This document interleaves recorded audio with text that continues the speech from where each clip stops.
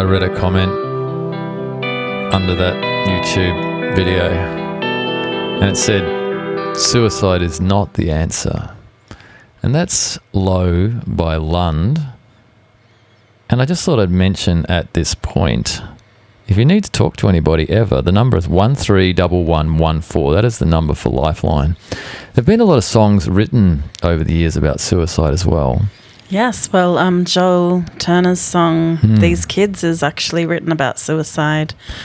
And you know, the thing is, there's a lot of kids listening to suicide songs as well. Online, and I don't even realise that's what they're listening to. There's 8-year-old kids listening to suicide songs. Probably many parents would be surprised the songs that they're listening to whilst they're playing games and that sort of thing. They're singing along to it. They don't even know what it's about.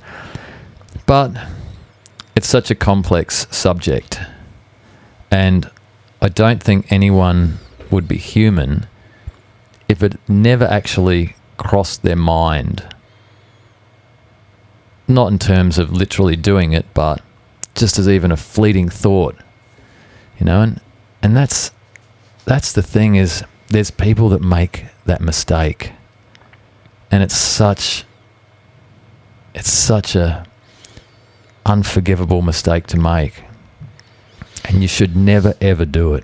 Well, yes, and have you ever been touched by suicide? Anyone you know has ever committed suicide? Yeah. So, my family member, somebody who was married to somebody. Your cousin's partner, husband. Yeah, he's a police officer. Wow.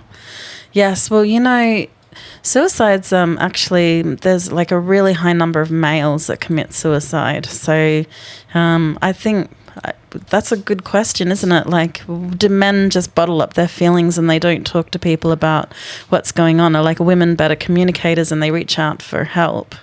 So what is going on there that so many men end their lives with suicide? It's very difficult to try and answer that question as a male or as a female, because I'll never know what it's like to be a female and vice versa. But yeah, I think guys do tend to hold their feelings inside a little bit more. Yeah, because men are supposed to be big and burly and strong, and boys don't cry. Not even necessarily that. I think it's just part of our makeup too. I think we do hold a lot inside. Well, the saddest thing with suicide is the wake of what it leaves behind. And so my sister's mum remarried and had a child with a man, and when that son grew up, he committed suicide. But his father had also committed suicide as well. But just the devastating effect and the sadness on my sisters and their mum, and it's like 2 decades later, it never leaves you. No. And it's just tragic, and the circumstances in which they committed suicide was absolutely tragic. So it's devastating. And it's a subject too that it's not really spoken about all that often, really. I mean, I know we do have the How Are You Day and those sorts of... Are You Okay Day? Yeah, those sorts of days. But I never realised that police spend most of their time stopping people from killing themselves. That's actually what they spend most of their time doing, attending homes and domestic situations where people are doing horrible things to themselves. So that kind of surprised me when I found that out. Yeah, that's very sad too, isn't it? That there's just so many people out there hurting in society, and they think that's the way to end all their problems and their pain. Yeah. Well, you really need to reach out to the people around you and make sure everyone's doing okay, especially at this time.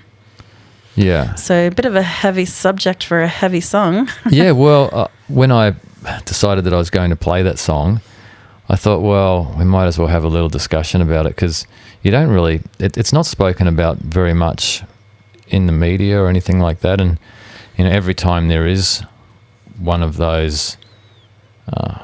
horrible situations that happen, it never makes the news either, and they don't report it. So well, I guess it's something they don't really want to promote. No, that's right. So But anyway, yes, if you need to reach out, please do. Beyond Blue or Lifeline. Yeah, 131114 is the number.